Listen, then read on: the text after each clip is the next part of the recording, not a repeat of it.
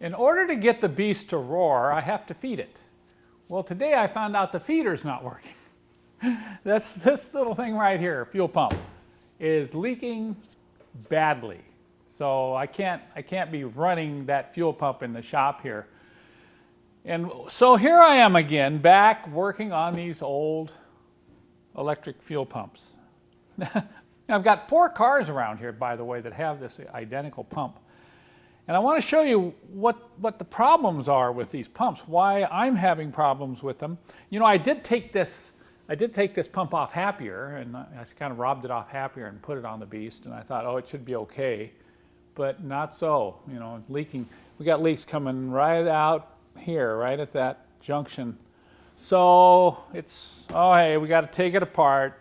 So I decided I'm gonna really dig into these pumps now, and I'm going to figure out where the problems are, and I'm going to come up with a kit. Primarily, I want a kit for myself.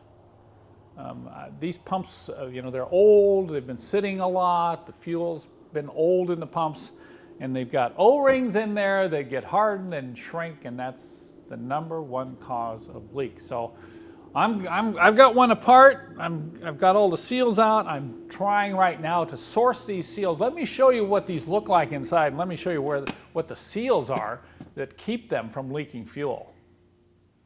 These pumps consist of 3 main components. This is the lower pump housing here. This is where the fuel enters the pump. There's a finger screen in here. And there is a base plate on this lower section right there, okay? And there is the unit that creates the pumping action right there. Then you have the center section, which houses these are the contact points that lead directly in and wired directly to the brushes here. Here are the 2 brushes. And then the upper part of the pump is the motor. Nice strong magnet in that motor. So as a general rule, unless you're going to be replacing the brushes or working on the motor, you do not need to remove this upper section from the center section. Most of the resealing work is going to have to occur right here. See that? Here's an O-ring. Look at how that O-ring is kind of flattened out and squished. Obviously that O-ring is hard and not doing much sealing. Then you have 2 large O-rings. Look at the condition of these O-rings.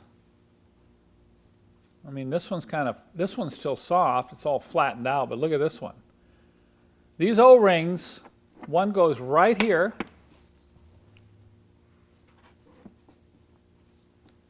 between that lower housing and the base plate, and then the other O-ring goes right here. And that provides the seal between this lower pump housing and the center section there.